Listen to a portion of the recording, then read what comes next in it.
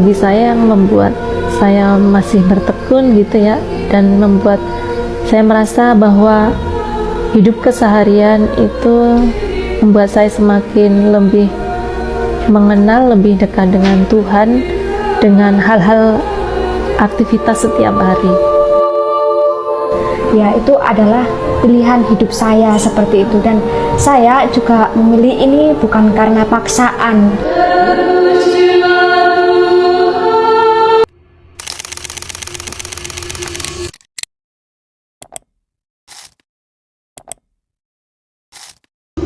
Selamat siang, Suster. Sore. Selamat sore, Suster. Iya, baik. Kami dari SMA Budi Murni 1. Kebetulan kami dapat tugas dari guru agama kami, namanya Pak Jo. Jadi Bapak itu ngasih tugas kami biar kami tahu bagaimana sebenarnya kehidupan seorang biarawan sebenarnya gitu. Apalagi kami kan Protestan ya, Suster. Iya, baik. Sangat asing menurut kami kan, yang seperti itu. Jadi kami diajak untuk mengenal, sekedar mengetahui loh bagaimana sebenarnya seorang biarawan gitu, biarawati. Ya. Sebelumnya perkenalkan, aku Gracia, Suster. Saya Mario, Pak Suster. Lalu kalau boleh tahu nama Suster? Iya, saya Suster Miranda Simanjuntak. Di belakangnya ditambah dengan nama kongregasi KSFL. Jadi Suster Miranda Simanjuntak KSFL. KSFL itu kongregasi Suster Fransiskan Santa Lucia. Jadi Suster, pertanyaan pertama kami, bagaimana sih awal mula Suster menjadi seorang biarawati? Ya, saya dari kecil, kami dididik di keluarga Katolik tentu ya.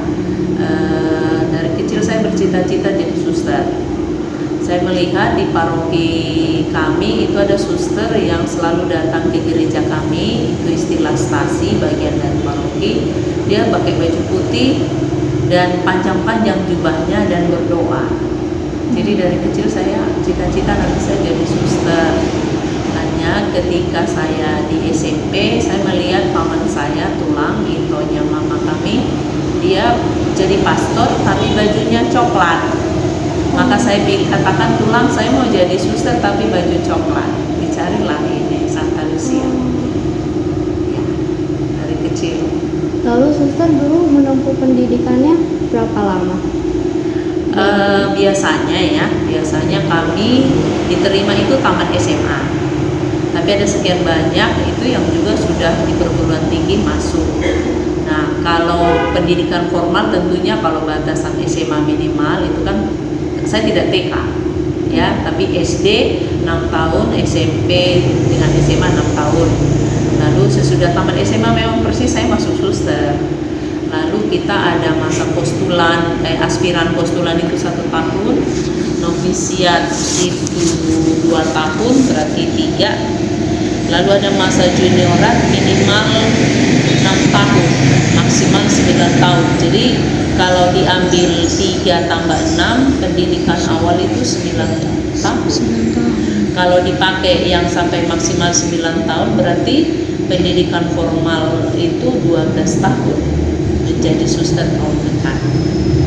Lalu kan Suster, yang saya dengar ya Suster, saya kan pernah ke Nagahuta gitu ya, jadi okay.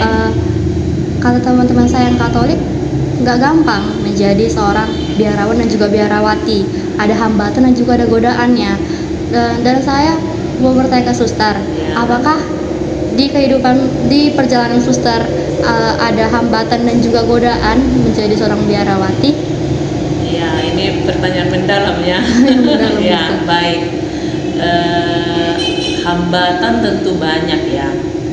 Kita masuk ke kehidupan menjadi seorang biarawan atau biarawati itu berarti masuk ke kehidupan yang gak biasa dan harus menjadi biasa.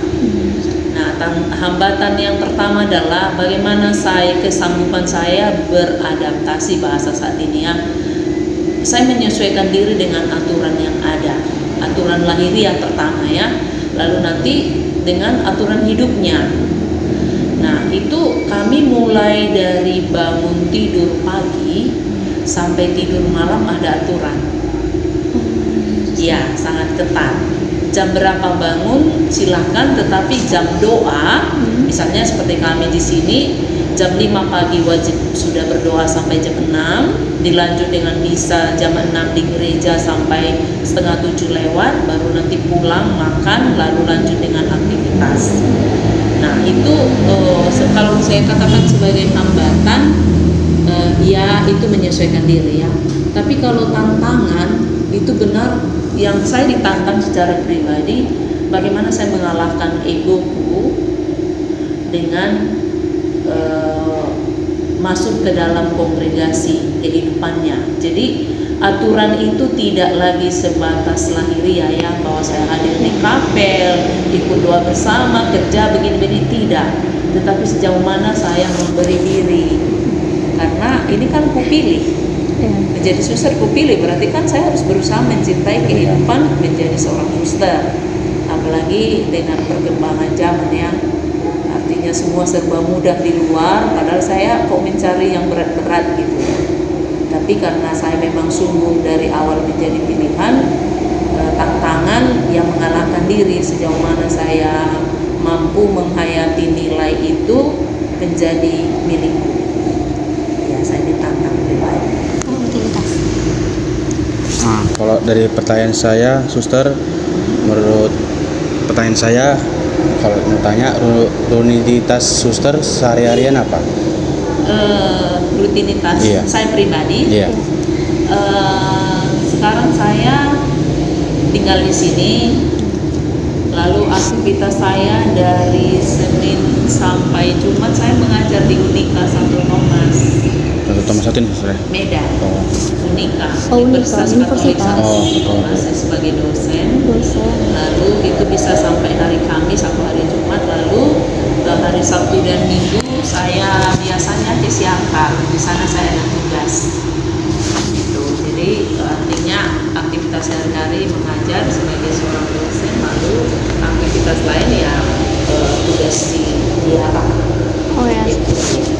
Lalu kan suster, jadi biarawati yang tadi aku bilang pasti nggak gampang ya suster, banyak pasti hambatannya. Lalu apa sih alasan suster bisa bertahan, bahkan sampai sekarang suster masih bertahan dengan panggilan suster? Ya, jadi gini ya, saya dengan orang muda dan sekarang kalian orang muda, saya katakan prinsip ya, yakinkan diri. Saya meyakinkan diriku bahwa menjadi suster itu adalah pilihan yang kucintai dari awal. Nah, kalau saya mencintainya kan berarti sepenuh hati ya. Lalu langkah kedua, juga saya pesan pada kalian itu cintai yang dipilih. Pilih yang dicintai, lalu cintai yang dipilih. Karena kenapa? Ketika saya berjalan, misalnya sekarang umur saya 53 ya. Kalau saya tidak mencintai hari demi hari kehidupan saya sebagai suster, mungkin dari awal juga saya nggak bertahan, ya nggak bertahan. Misalnya saya sudah tamat kuliah, mungkin saya tergoda kan, dulu saya S1 matematika. Ya, saya tergoda juga untuk menjadi guru biasa, kenapa tidak? Tapi karena saya memang yakin bahwa pilihan jadi suster itu cintaku, maka saya berusaha mencintainya. Jadi kalau misalnya kita mencintai kan, kalaupun ada yang kurang, ada yang berat, kita kan rela ya. Itu saya keyakinan saya membuat saya bertahan sampai sekarang itu. Betul saya bertekun mencintai bahwa ini dulu kupilih karena aku cintai. Itu intinya. Lalu suster, kalau sehari suster berapa kali berdoa? Kalau kami tinggal di sini minimal 3 kali. Pagi, ibadat pagi, meditasi, misa. Siang ada ibadat siang, sore itu bisa rosario atau ada istilah sembah sujud, lalu nanti doa sore, bisa lanjut doa malam, tapi ada waktunya kami sampai 4 kali karena sesudah makan malam jam 7 sampai jam 8 kami biasanya masih ada ibadat malam ya, jadi minimal 3 kali, ada kalanya 4 kali setiap hari. Lalu kan suster tahu nggak yang tentang 3 kaul? Ya. 3 kaul itu Ya. kalau nggak salah ketaatan, kemurnian dan kemiskinan. Ya. Boleh nggak suster jelasin ke kami, menurut suster sendiri apa makna dari tiga Kaul itu. kaul Iya, itu? baik. Kami menjadi masuk biarawati itu diikat dengan 3 janji ya. Pertama, ketaatan. Jadi ketaatan pada pimpinan. Ketika pimpinan mengatakan apapun, saya yakin itu adalah juga wahyu Tuhan, maka saya harus taat. Itu bisa pimpinan keseluruhan sebagai kongregasi, tapi juga bisa pimpinan di rumah. Ini kami punya, ini istilahnya komunitas, ada pimpinan di sini. Itu jadi ketaatanku melalui kepada Tuhan melalui juga pimpinanku.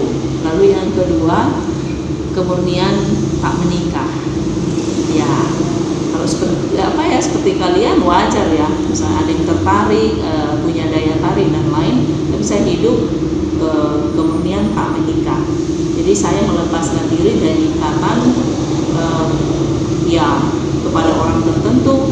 Saya menjadi orang yang tidak terikat akan hal-hal yang seperti itu, dan memang jelas tidak menikah, mungkin tidak menikah ya. Lalu yang ketiga, kemiskinan. Untuk kami kemiskinan itu bukan berarti tidak punya ya. Ini rumahnya besar, tapi bukan punya pribadi. Saya tidak punya apa-apa secara pribadi.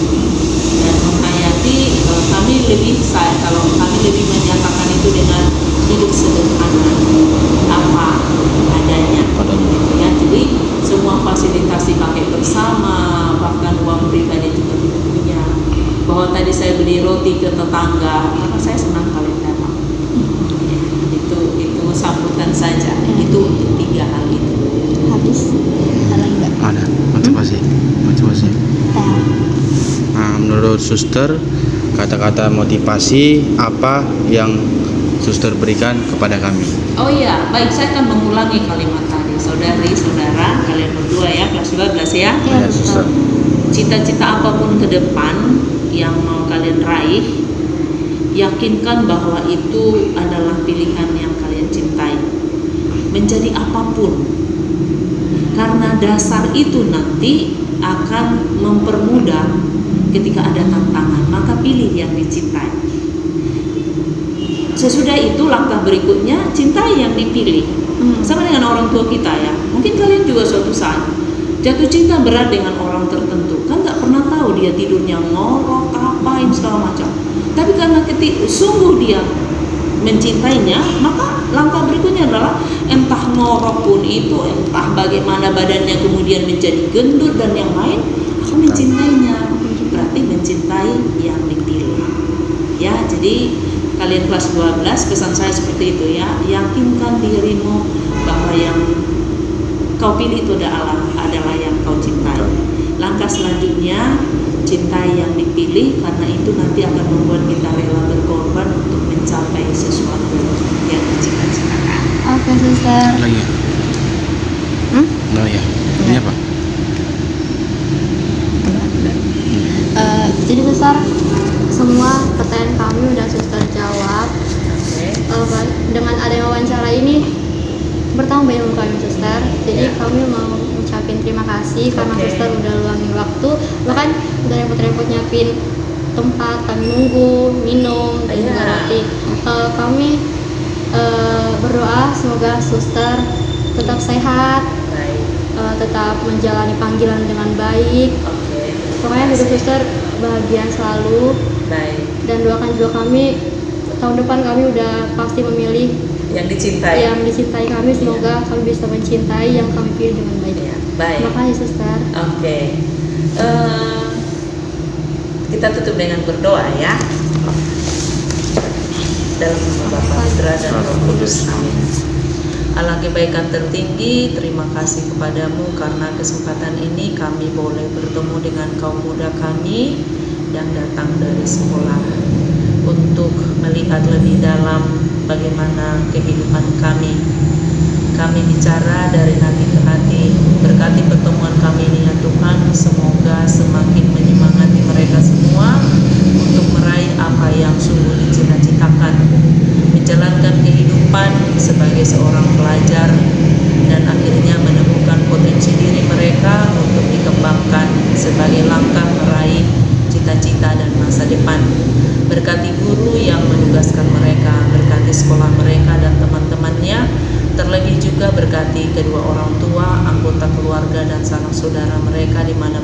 saat ini.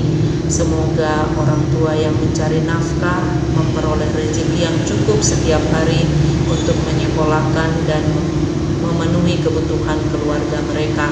Bapak yang penuh kasih, berkati pertemuan kami. Semoga di hari-hari mendatang kami boleh mengalami pertemuan dalam suasana yang membahagiakan. Ini kami sampaikan padamu dengan pengantaran Kristus Tuhan kami. Amin. Dan Bapa, Putra, dan Roh Kudus. Amin. Oke, terima kasih ya. Gracia dan Mario. Gini, salam kami begini. Baru ini, mari saya perhatikan. Baru tangannya diginikan. Artinya, saya menghormatimu dan kusimpan dalam hati.